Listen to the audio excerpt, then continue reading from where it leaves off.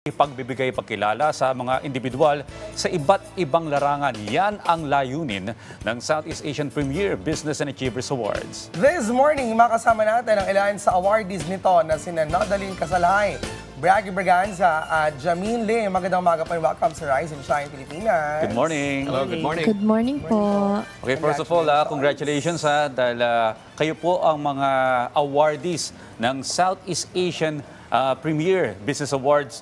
Ano pong award yung mga napanalo ninyo? Starting with Ma'am Noda. Me for entrepreneur. For business entrepreneur. Outstanding entrepreneur. Yes po. Wow. Sir Braggy. Ako yata, good morning.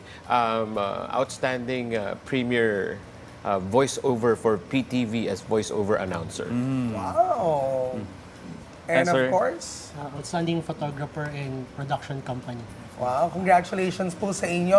Alam niyo po, si Sir Braggy po, Yeah. siya po yung nasa likod ng lahat ng mga voiceovers ng iba't ibang pinapalabas po dito sa PTV. Magandang mabigyan tayo ng Sample sample kaya? ni Pwede Sir bang sample, Sir Braggy. Braggy? Bigyan mo akong script. Sige, Rise and Shine Pilipinas, abangan lunes hanggang Biyernes. Lunes to Lunes Friday. hanggang Biyernes. Lunes to Friday. Taglish eh, no? Okay. So, good morning po. Welcome to Rise and Shine Pilipinas. Lunes hanggang Biyernes, dito lang sa PTV. Wow! Siya po yun. Continuity voiceover. Yes, oo. Sir, and ma'am and sir, ano po ang pakiramdam, syempre, na kayo po ay kinilala sa inyong mga larangan? And what does it mean to you personally na kinilala yung inyong hard work sa napili ninyong larangan? Let's start with Sir. Siyempre, masaya po dahil na-recognize yung aming mga talento ng isang award-giving body po na kagaya ng Southeast Asian Business Premier Achievers Award po. Alright, how about Sir Braggy? Ako naman, I'm very grateful and honored that na-surprise ako dahil nabigyan ako ng attention and parangal. Na-recognize po yung mga trabaho ko all throughout the years. I'm now 32 years in the broadcast industry and also more than 10 years dito sa PTV po as voiceover. So I'd like to thank the Southeast Asian Premier Business and Achievers Award for this award that I'm about to receive soon. Thank you. Miss Noda? For me, napaka-super blessed po. Dahil at the young age, parang wow, super blessed po. And hindi lang po yung effort ko, of course with my team. Yun po yung pinagmamalaki ko. Yes, and I am so proud po sa team namin. Okay, so anong ibig sabihin ng award na ito? At ano yung magiging epekto nito sa inyong mga, halimbawa sa iyo, sa negosyo mo, sa events, halimbawa, ano yung magiging epekto nito? Is it possible na mas marami yung maging clients ninyo? Yes po, sir. Bali, sa ngayon kasi ang daming scammers, hindi po yan maiiwasan, di ba?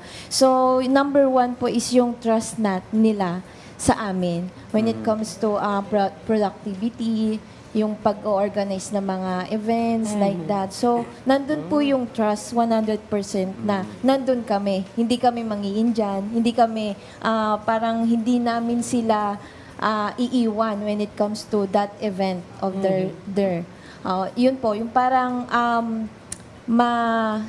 You're always going to give your best. Yes. Diba? 100%. Ibig sabihin, po. yung award nito ay nagpapakita rin ng quality ng inyong Yes po. serbisyo.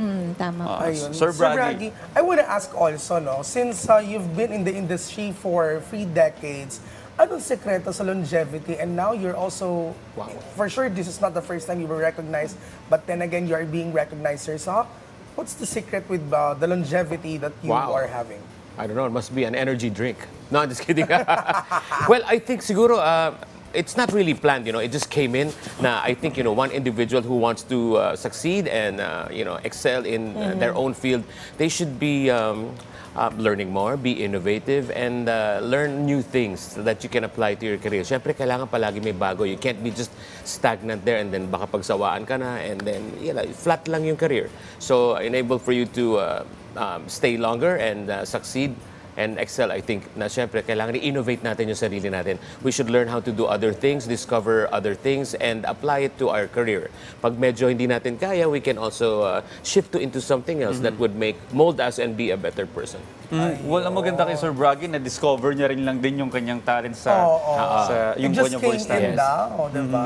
Si Sir naman, bilang isang photographer and of course, part of the production. So, syempre, how do you make sure na your outputs are always unique? You know, we have this what we call unique selling proposition in order for you na mabenta yung sarili mo. What is your difference doon sa iba pa mga photographers and production? Yeah, aside from affordable po yung services po namin, we make sure na maganda rin po yung quality, yung output na ipapasa namin sa client. Kasi doon po nagkakatalo ngayon eh.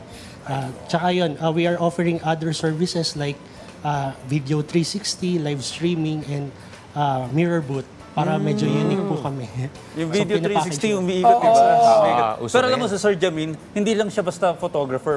Photographer siya ng mga celebrity. Di ba? Tinanong ko nga siya kanina, kapatid ba niya si Jyrene? Well, anyway, Kumakanta ka rin ba, sir? Hindi po. Well, anyway, sir, panghuli na lamang po, no, ang inyo pong mensahe sa publiko, lalo na sa mga kliyente ninyo. Starting with Ma'am Noda. Maraming salamat po sa mga clients namin na walang sawang sumusuporta. So maraming salamat din po sa mga team ko, of course, for the effort and sacrifices. Lalo na ngayong December, super kami, halos araw-araw po yung events namin, wala silang pahinga. Pero their efforts and sacrifices po for the success po ng aming mga event is napaka-super 100%. And yun po, maraming salamat din po sa mga clients na laging bumabalik po sa amin talaga na after ng isa nilang event, they will come again to their next event.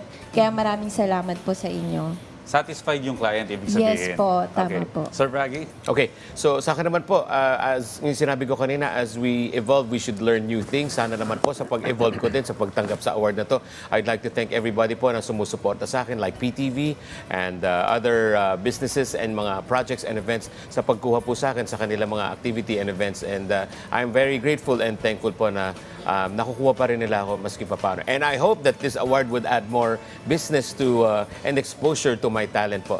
Yan, maraming salamat. Pwede, no? Sa RSV. How Sir about Jamil. you, Sir Jamil? Gusto kong pasalamatan yung mga clients namin and yung mga repeat clients na patuloy sumusuporta sa aming mga services po. Ngawa po, huwag kayong magsawang suportahan po kami. Yun lang po. Salamat. Eh, saan to at kailan? I think this is going to be on Friday, December 8, right? Yes po. Sa? So, Winford Hotel po on Friday. Okay, alright. Ayan, magkikita-kita tayo lahat dyan. Yes. Ano? Again, congratulations sa mga pagkilalang Thank inyong tatanggapin sa Southeast Asian Premier Business Awards.